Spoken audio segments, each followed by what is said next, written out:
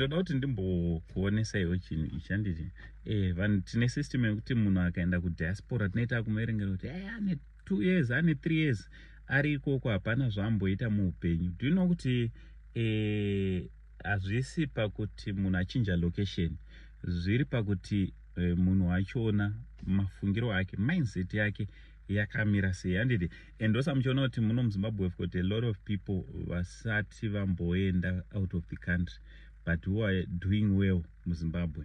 And kozotiwo vamwewo, handisi kuti vese handiti, vamwewo vanenge vachikanganiswa nelocation, tozoti zveshuwa akaenda kuSouth Africa munomuona kudzoka achidriva zimotikari from South Africa. Umwe waanoti akaenda kuUK motonzwa kuti vakatanga kuvaka imba yavo but pavanga vari kuZimbabwe vanga vasiri kuivaka kana kuita anything.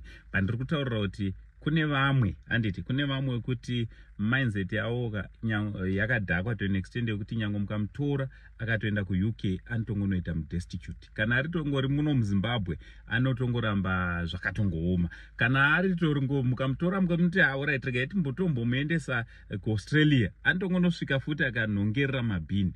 So chinhu chinoda kuti chishandwe nacho the way you think, mindset yako iwewe. Isusu vamwe takatombonogara kwese kwana Dubai kwana South Africa zvinhu zvava zvakatongooma atinombodriva motikari handiti.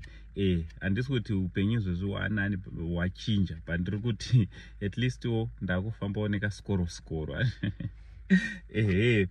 so chandakangonoita chete pandikaenda kuDubai, especially kuDubai, ndakangonochinja mindset, the way yandinofunga nayo, the way yandinoona nayo zvinhu ndo yakadzoka yachinja.